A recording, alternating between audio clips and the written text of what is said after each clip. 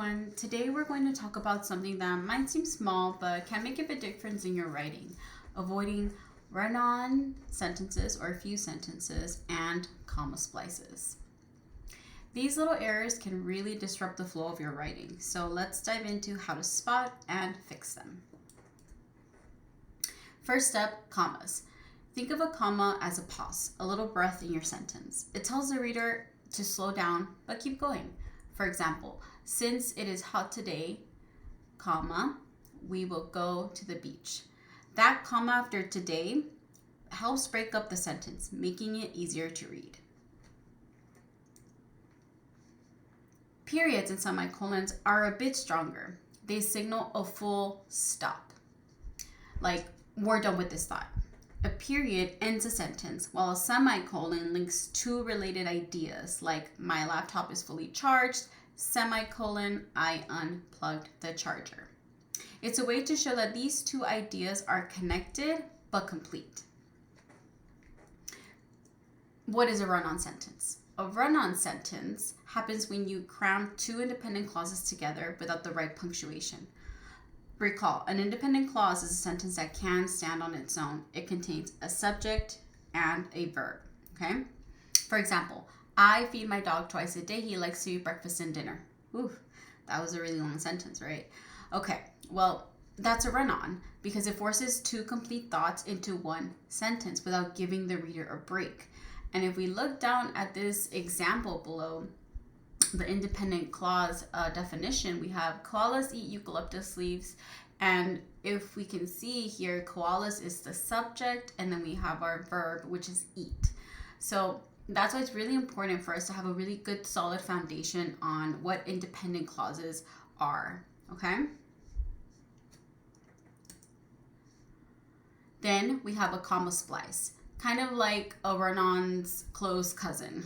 This happens when you try to join two independent clauses with just a comma, like she loves to sew, comma, she is great at making mittens.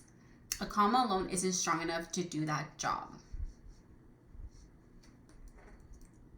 Okay, so how do we fix these issues within our writing? We have a few different methods, so let's go ahead and get started with method 1. Method 1 is to add a period to break the sentence into two.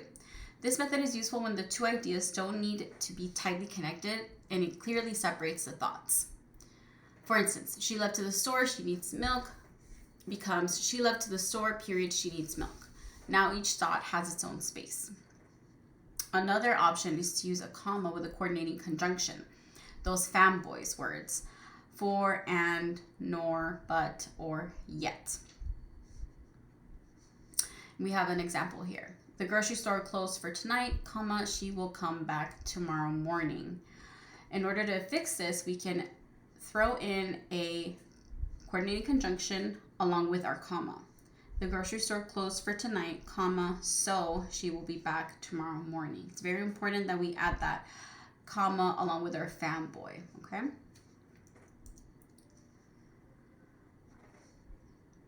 Method 3, we add a semicolon. And when we use a semicolon, as we saw earlier, we want to make sure that the two ideas relate to each other, okay? Next, for method 4 involves using a conjunctive adverb like however, therefore, with a semicolon and a comma. This method is useful when you want to emphasize the relationship between two ideas, especially when explaining cause and effect or contrasting two thoughts. And then we have an example right here. It rained for 3 days straight. I still had to work.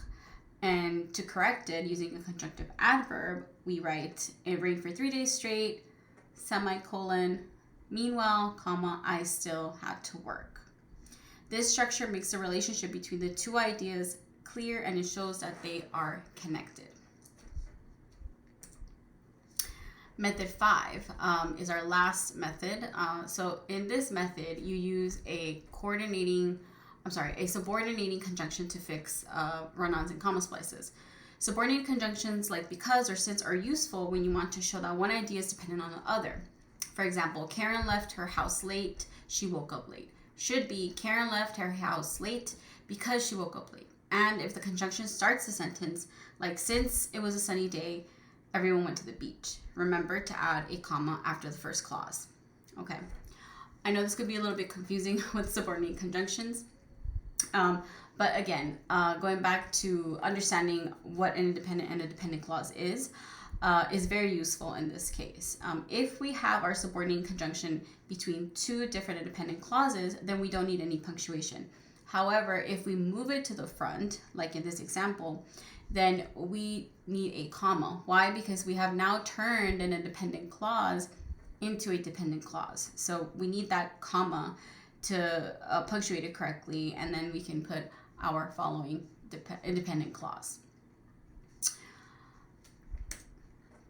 In summary, today we covered what commas, periods, and semicolons signal in a sentence. We also learned how to identify run-ons, comma splices using various methods.